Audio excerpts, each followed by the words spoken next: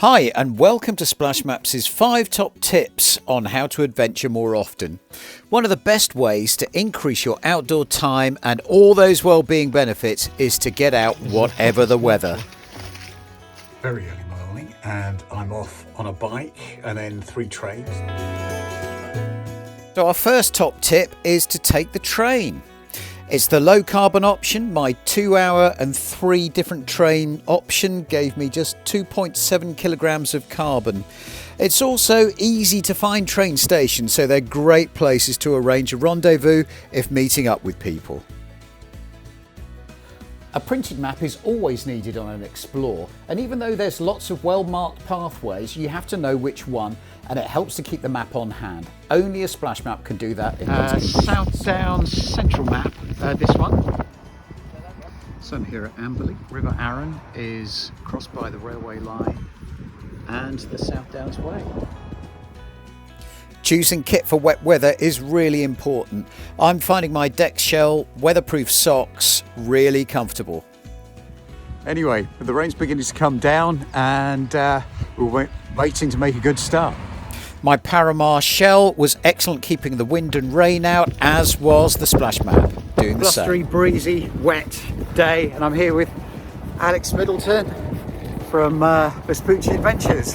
Say hello, Alex. Hello. And what we're all about is trying to inspire, watch out David, inspire and empower people to get into the great British countryside and enjoy weather like this. Here. Alex's circular route took in the beautiful sights around Arundel. And the way we do that is through our self-guided hikes. So we've curated hikes all over the UK that are accessible and as inclusive as possible. So they all start and finish from train stations. They've got great views, good nature, cafes en route. They all feature a really nice pub, which I think is essential to a good walk. Just experienced. Just been to. So the next one is to plan for pubs. Sadly, the Riverside Cafe and most other things around here in Amberley are closed. Yes, so it's pretty dead on a Tuesday morning in Amberley, but thankfully in Burpham on our way back, the George was excellent.